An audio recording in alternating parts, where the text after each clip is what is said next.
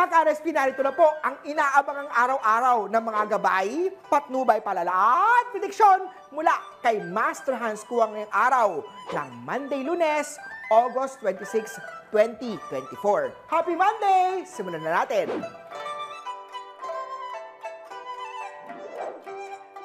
Para sa mga pinanganak ng Year of the Rat, be responsible for your own words. Huwag ka agad na magagalit at baka may masabi na pagsisisihan sa uli. Be nice sa mga katrabaho, colleagues mo. You don't need to be close to them. Respeto lang at pakitaan sila ng good manners at etiquette. Gray at tuwang swerte kay Year of the Rat. Kung super sure ka na sa relationship sa mga pinanganak ng Year of the Ox, getting engaged is your next step. Pero palipasin muna, tapusin muna ang ghost month. Make sure na walang issue sa past relationship. Sa may mga sabit naman na better believe in karma. Put an end to illicit relationship. Green at four ang swerte kay Year of the Ox. Sa mga pinanganak naman tayo ng Year of the Tiger, get enough sleep para makabawi sa magandang immune system. Red at four ang swerte kay Year of the Tiger.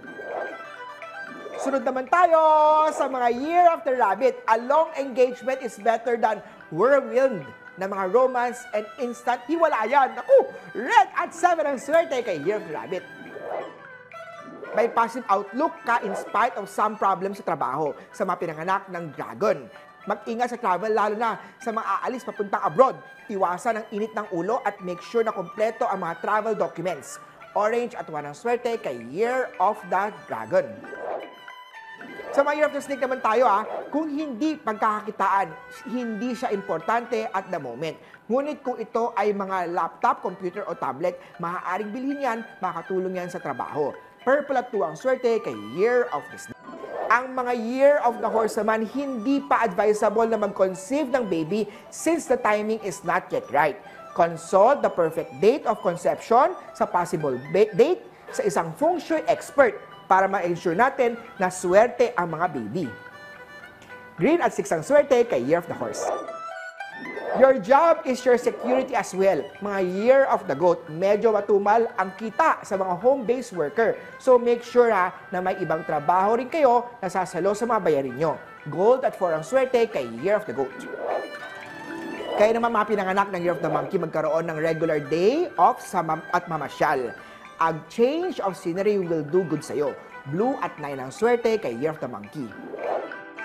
Sa mga pinanganak naman yung Year of the Rooster, sa mga nagpapautang, it's advisable na itigil na ang ganitong negosyo.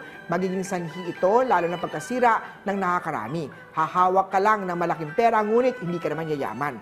Green at 3 ang swerte kay Year of the Rooster.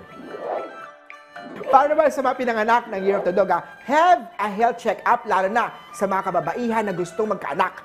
Iwasan din ang sobrang trabaho at find ways para mag-enjoy. Brown at 4 ang swerte kay Year of the Doggy.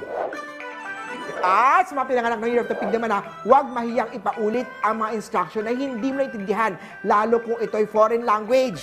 Make sure na gets mo ang mga papagawa sa'yo bago umpisahan yan. Blue at 1 ang swerte kay Year of the Piggy. Muli po, ito po'y mga gabay, patnubay, palala at prediksyon lamang ni Master Hans Kua. Nasa inyong mga kamay nasa lalay ang inyong tagumpay. Kaya i-claim natin ang mga swerte, mga ka-RSP.